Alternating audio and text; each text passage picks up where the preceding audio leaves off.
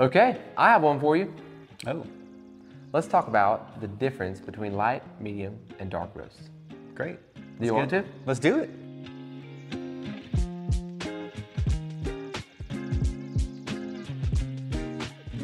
All right, so Will, we hear a lot the words light roast, medium roast, dark roast. We hear people, want the darker the better.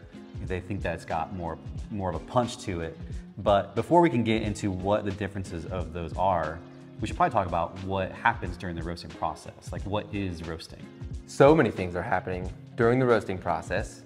We have the raw bean. They're generally referred to as green coffee because they have this greenish hue to them. And when you're roasting coffee, two of the main things that are happening to actually turn those beans from green to brown are the Maillard reaction, which is just a very complex reaction. The same thing that's happening when you bake bread, when you grill meat. It's what turns it brown.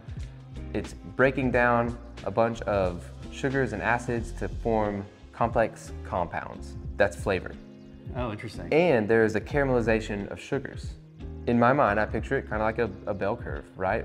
Those sugars are caramelizing and they get to the maximum point of the bell curve that allows the coffee to be sweet. The more sugars caramelize, it actually starts to become bitter. At our cafes, on our website, we don't really categorize our coffees as light, medium, and dark roast. And to my knowledge, we don't really roast our coffees thinking we're going to roast this dark or we're going to roast this light. Is that right? When I talk about how we roast our coffees, my ideal roast maximizes the coffee's sweetness. Because sweetness in coffee is kind of like salt for food. If the coffee has a maximum amount of sweetness, you're going to be able to taste all those flavors that come along with it. Yeah. And so certain coffees that we get in, we are profiling them, we're deciding how to roast that coffee, and we decide at this temperature, the coffee to us tastes the most flavorful. And some of those coffees are very lightly roasted, and some of those coffees are a little bit on the darker side. Yeah.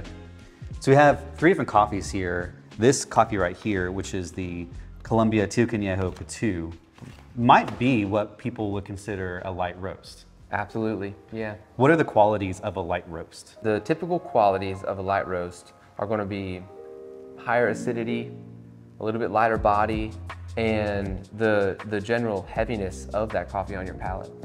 Then we have another one here. This is our Blue Boy, which would be probably considered a medium roast. So what is the profile of a medium roast?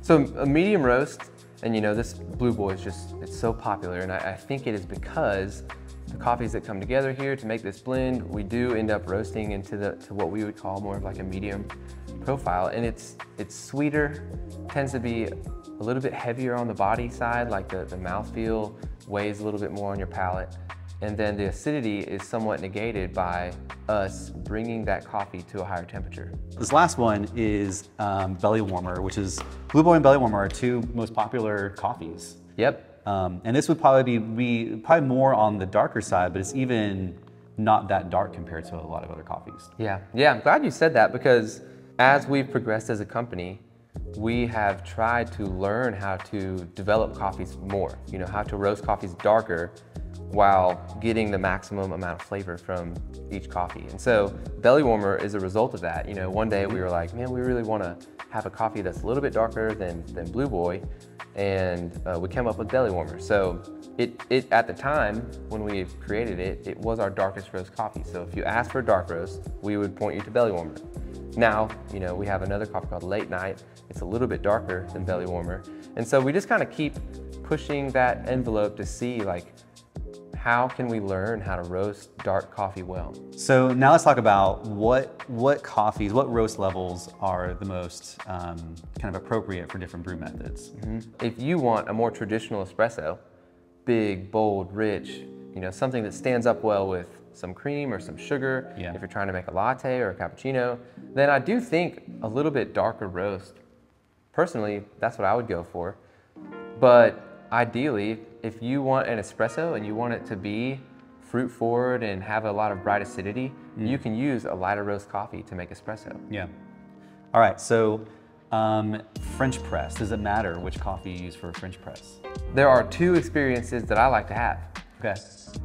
if I'm in a cozier mood per se, you know, Yeah. I'm wanting something just really classic, I will go for more of a medium to dark roast. Yeah.